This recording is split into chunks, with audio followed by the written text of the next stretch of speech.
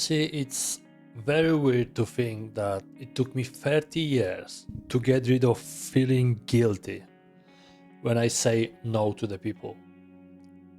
I always felt this heavy weight on my shoulders when I was even thinking about saying no to people requests. But finally something happened and it completely changed my mindset about how I respond to people requests. Anything, doesn't matter what is it. If I wanna say no, I'm gonna say no. You see, I used to be a yes person, I would say. I would call myself a yes person, definitely a people pleaser. But at some point I realized that because I'm trying to make everyone's happy around me, I really make myself unhappy, and I make unhappy people that are the closest to me. So today I wish to share kind of a story with you that completely changed my mindset about that. And as far as I know, many people have this problem. It's really hard for them to say no when people ask them for help, when their boss asks them to do additional jobs, all kind of thing. They just don't like to say no to the people.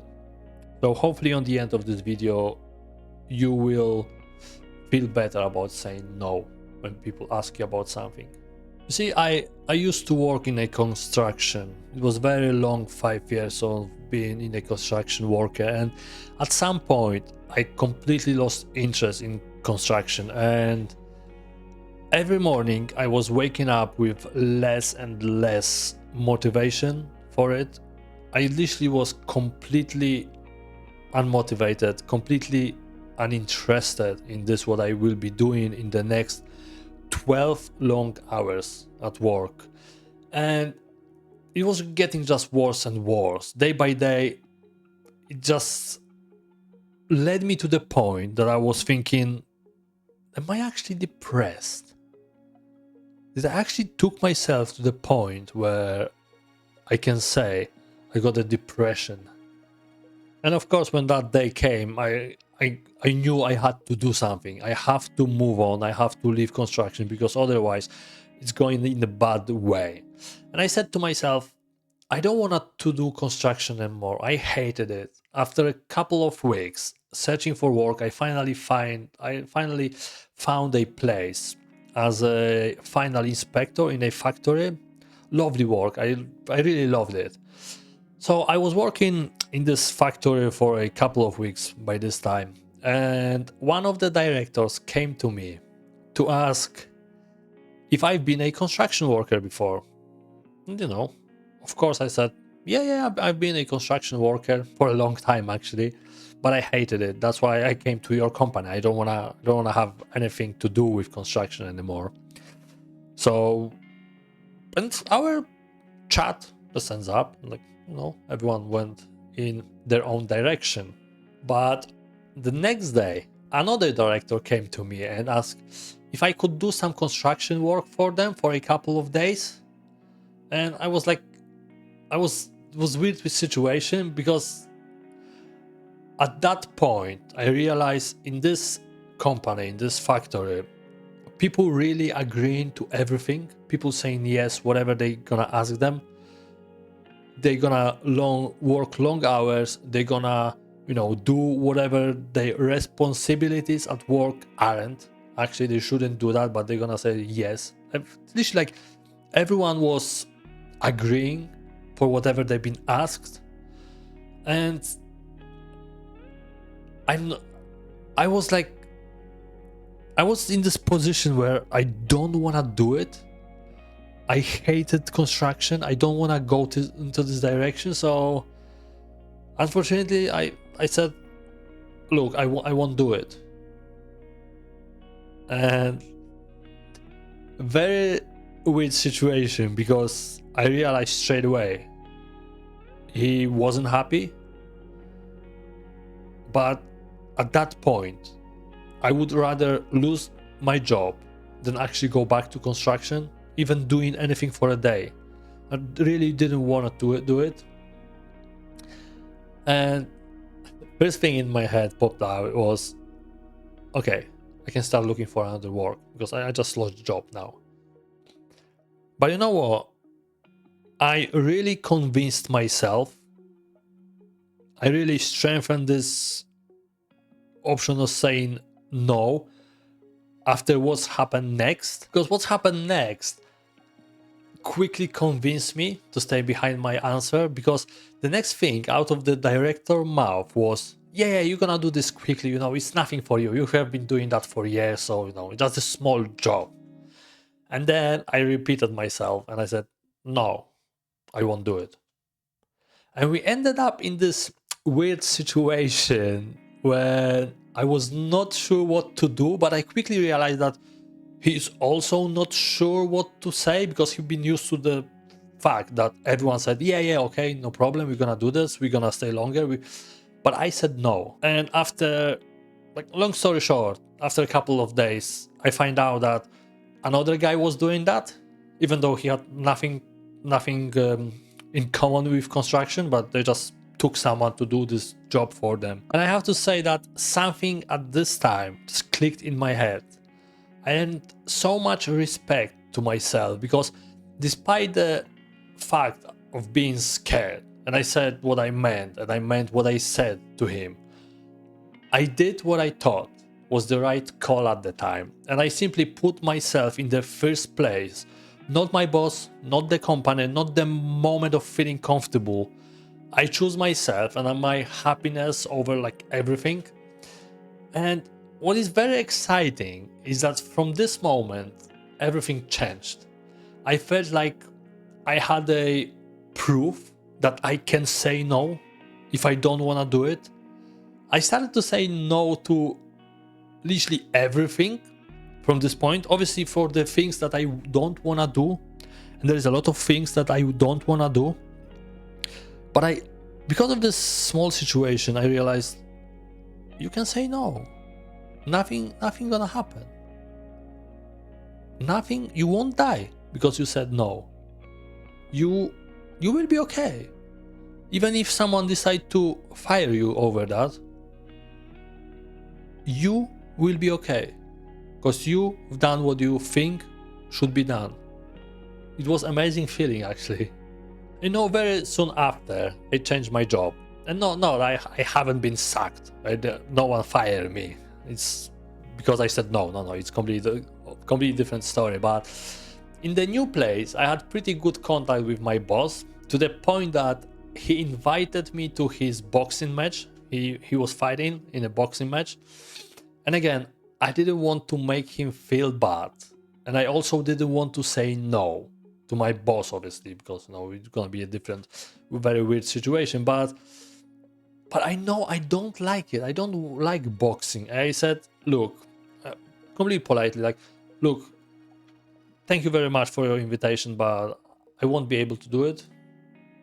I don't like boxing, And for the rest of the day, there was a very weird situation, very weird aura, very weird feeling in work.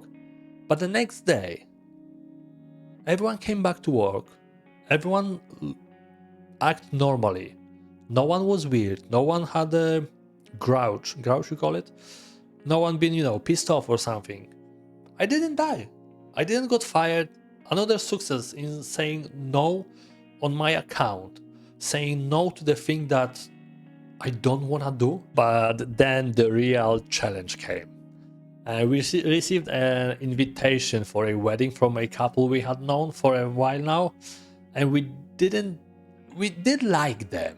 But me and my wife, we realized that we don't really enjoy this kind of organized parties. We don't know the people. You have to go there and smile, and it's just not our style of parties. And trust me, I had a massive problem saying no to the people that I liked. But I also know that we're gonna waste our time. We're gonna go there We're gonna pretend like we are happy, but we actually don't wanna be there. So what is the point?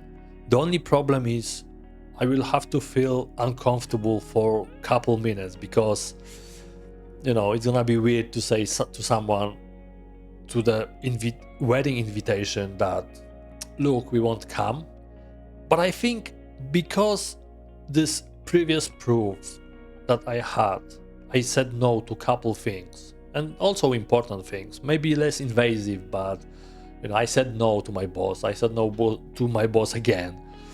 Then I had to say no to the people I know, like, you know. But because of that, I think because I've had this proof, I can say no. I choose to say no, and after saying no, I found something amazing. Bear in mind, I haven't said why we won't come. I quickly realized that if I don't say why we won't come, the people will find the reason for you. Somehow this, you know, there is this maybe public pressure that if someone inviting you to a wedding, you definitely will say yes. Because you know, it's a big thing. It's someone's very big day. But still, some people just don't want to go. You might invite them, but they don't want to go. But there's this pressure, you know, I think for the weddings specifically, that you should say yes. Somehow you should say yes and just go, even if you don't like it, you just go in and... But, you know, when you don't give them reason why, people start finding the reason themselves. And due to respect, I won't say exactly the reason what this couple gave us, you know, when I say, no, look, we are really happy to see you, to catch up with you, but we won't come to your wedding. And then they start giving like, oh yeah, we completely understand, you know, like, yeah. Oh, I know you probably won't come because of this. And then, oh, if not that, so we probably don't want to come because you know this and that, but it's completely fine. I said, yeah, whatever, yeah. And you know, all this situation that happened in a very short period of time made me so curious, and why it all works like that. Why is it so hard to break this vicious cycle of being too polite and agreeing to every request? And at some point, I was doing a lot of research about that to understand why it is that hard, and why after saying once no, it was way easier for me to say no again and again and again. And I found very interesting video from Alex Hormozy when he said that you have to understand you don't have a social obligation, you have a social consequences. So if you say no, what's going to happen? What if someone invites you to a wedding or birthday party and you say no? Will they get angry? If they get angry, that means they don't like you anyway, because they just get angry over the stupid invitation. Or if you say no, will maybe, you know, they stop telling you again about parties, they stop inviting you to the parties.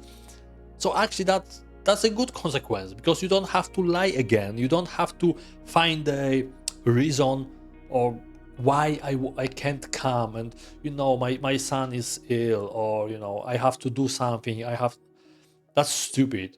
And if you say no and they won't invite you again, that means that's good. That is a good consequence. So you have to understand that you don't have the obligation to say yes. You have the consequences after saying no. And it's so important, it's so crazy that it's so hard to understand, but actually that's how it works. This is the truth. So that was just one thing I found, but there is another thing that helped me massively, and that was understanding the Abilene paradox. This is so interesting. The Abilene paradox is a situation where a person agrees to something only because he thinks that other people want him to agree. So he agreeing to something, and because he did agree, that make other people agreeing as well, because they think he did agree because he want to do something. It's just amazing. And what his name, the Jerry B. Harvey, illustrates amazing like a story, gave us a story about how this paradox was even created. On a hot Sunday afternoon, a man came back home, and upon arrival, he sees his daughter and his son-in-law on the porch sitting and playing dominoes. And father suggested that, look, let's go to Abilene for a dinner today. Why not? And despite the fact there was 50 miles from there and the car didn't have an AC and it was very hot, the daughter said, yeah, yeah, why not? Let's go. And, son-in-law, he is a son-in-law, so what he can say, like, yeah, yeah, sounds good, even though, in his head was, oh, I don't want to really go. And he said, yeah, yeah, sounds good for me. Hopefully your mother will want to go as well. So they asked the mother, and mother said like, oh yeah, I would love to. Yeah, Abilene, I haven't been there for a very long time, so I wish to go, really want to go. So they all agreed. They went to Abilene, and the trip was really bad. They was very long, very hot, no AC. They arrived to the restaurant. The food was very average as well, so they didn't even stay long. They just ate and get back to the car. They drove back. They came back after 4 hours, and the daughter said, "Oh, it was nice to get out to go somewhere." And then mother said, I think I would rather stay at home, but I knew you all want to go, so I just went with you."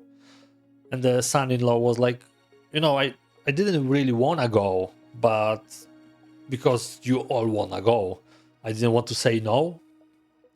And then the daughter was like, I didn't want to go either, but you said you want to go. And on the end, the father said, look, I didn't want to go as well, but I've seen you've been all bored sitting on the porch doing nothing, so I was thinking you all want to do something different. And it's crazy because they all ended up saying yes only because of this illusion of other people want to do something, when actually they didn't want to, but they agree only because they thought that this first person really want to do that.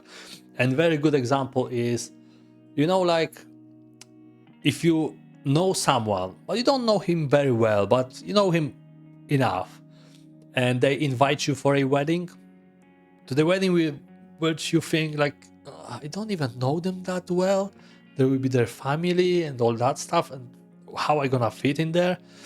But they only invite you because they think, he's not as close, but we think that he wished to be there with us. So they invite you, and then only because you think, oh, they did invite me for a wedding, so it has to be important for them. So I can't say no now. No, I have to agree, even though I had other plans, or I don't want to go, or I don't like weddings or anything. I don't have money for presents, and you have to agree because you think they want you to be there, but actually you don't know. They only invite you because they think you wish to be there. It's just this crazy cycle, and it is true. And I think it's very often most people actually don't realize that when that's happening. And this Abilene story hit me hard, and I realized how often I ended up doing something just because I thought that I should, or because I think someone want to do that as well. And then I wonder how many people do that every day. It's a lot of people do that every day. And probably even you thinking right now, has that ever happened to me? And trust me, I can assure you that yes, probably not once. Maybe not even like with the wedding, but someone invites you to a kids' birthday parties or something like that, or maybe companies parties or events or stuff like that. And trust me, it's happened not once to you, but we very often don't realize that until we see something. You know what they say, if you see something, then you cannot unsee it. That's what I've got now. When I'm in any situation now where I'm about to decide if I should say no or yes to some request, I never can unsee the Abilin story. I always had this in my mind. And these two discoveries really helping me every day now. Because always when I'm facing the problem of saying no, or I think, oh, actually I should say yes, because there will be some consequences out of it, then I think, what kind of consequences there will be? Or am I dying after that? Am I losing my job? Am I losing my friend? Is there anything happening actually what I don't want to? Or that's only gonna affect me in the future that someone won't invite me anymore? And then I think, okay, don't invite me. I'm happy about that. I don't have to look for another excuse next time. And look, I'm not saying no to everything. And I'm just simply saying it's better to say no when you really don't wanna do something than saying no and then saying yes actually and stealing from your own happiness. It's just pointless. If you wanna say yes only to make someone happy and you make yourself unhappy, what is the point? And sometimes we say yes due out of we don't want a confrontation, but you have to remember that the confrontation gonna last 2 minutes, 5 minutes a day, and you will feel free, and it's priceless.